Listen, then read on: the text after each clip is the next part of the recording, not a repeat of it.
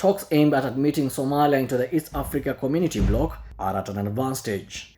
If successful, this move will pave way for the Somalia to become the newest member of the state of the EAC, almost 11 years after initially applying for membership. Sources close to the negotiations have revealed that a crucial step has been taken, bringing the discussions to the negotiation stage. This progress sets the groundwork for recommendations that could see Somalia join the bloc as its 8th member, following in the footsteps of Democratic Republic of Congo (DRC), which formally joined in April 2022. The negotiations, which commenced on Tuesday last week, are scheduled to conclude on 5th September 2023. A high-ranking official of the team, speaking to Dalsan media, emphasized that the outcome of the negotiations will be documented in a report to be presented to the EAC Council of Ministers.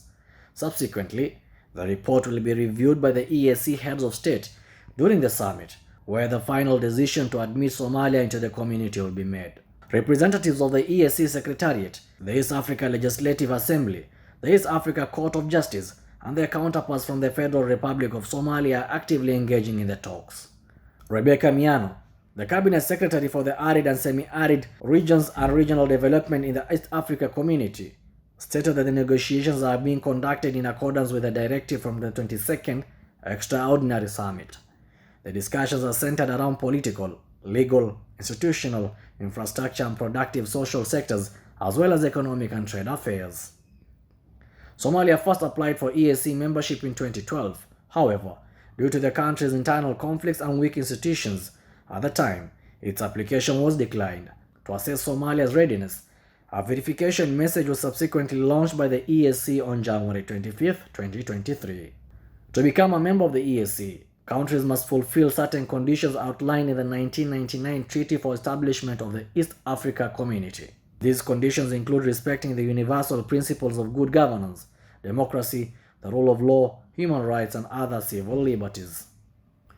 Somalia shares a border with Kenya to the east and has a strong historical, linguistic, and economic and social cultural ties with all EAC partners. One of the primary requirements for the admission into the EAC is sharing a border with at least one member state. Additionally, a country seeking membership must have a robust democratic institutions. Peter Mathuki, the Secretary General of the EAC, highlighted that Somalia will benefit from the bloc's regional infrastructure projects, including roads, railways, and energy networks. These projects aim to enhance connectivity, improve transportation links, boost regional trade, and support Somalia's economic development and integration.